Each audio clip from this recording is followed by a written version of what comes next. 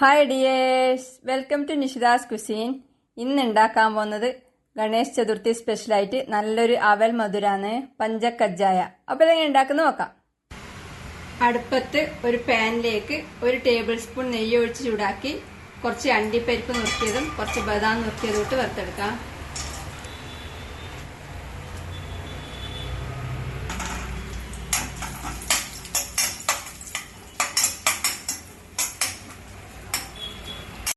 അണ്ടിപ്പരിപ്പിന്റെയും ബദാമിന്റെയും colour മാറി തുടങ്ങുമ്പോൾ ഇതിലേക്ക് കുറച്ച് ഉണക്ക മുന്തിരിയിട്ട് വറുത്തെടുക്കാം.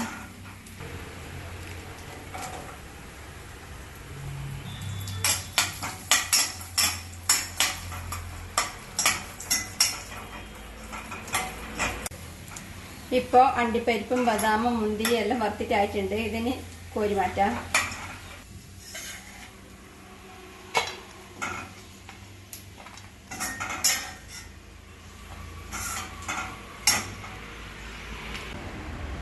ഇത് കുറച്ച് ശർക്കര വെള്ളം ഒഴിച്ച് ഉരുക്കി അരിച്ചെടുത്താണ്. ഇത് പാനിലേക്ക് ഒഴിച്ചു കൊടുക്കാം.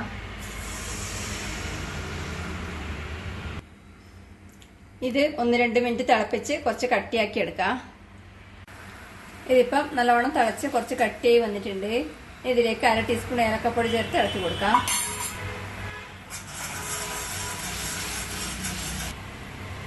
ഇനി തീ ഓഫ് ചെയ്ത് ഇതിലേക്ക് അവല് ചേർക്കാം.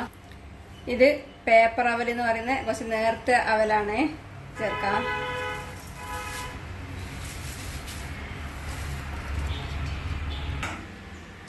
ഇത് നല്ലോണം ഇളക്കി മിക്സ് ചെയ്യാം.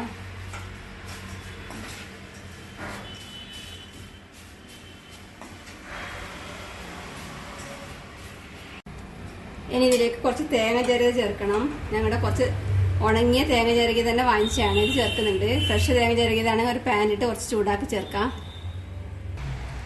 നേരത്തെ വറുത്ത് കോരി മാറ്റി വെച്ച അണ്ടിപ്പരിപ്പും ബദാമും ഉണക്കമുന്തിരിയും ചേർക്കാം.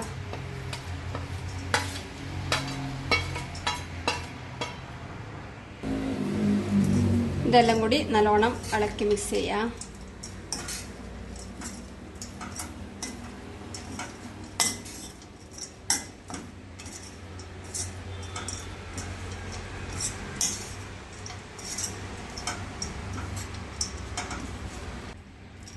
നല്ല ടേസ്റ്റി ആയിട്ടുള്ള ഗണേശ് ചതുർത്ഥി പ്രസാദം പഞ്ചക്കജ്ജായ റെഡിയാണ്.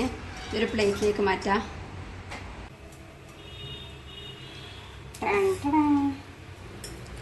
ഉണ്ടാക്കി നോക്കുക. അഭിപ്രായങ്ങളും നിർദ്ദേശങ്ങളും അറിയിക്കുക. സബ്സ്ക്രൈബ് ചെയ്യുക, സപ്പോർട്ട് ചെയ്യുക. Thank you.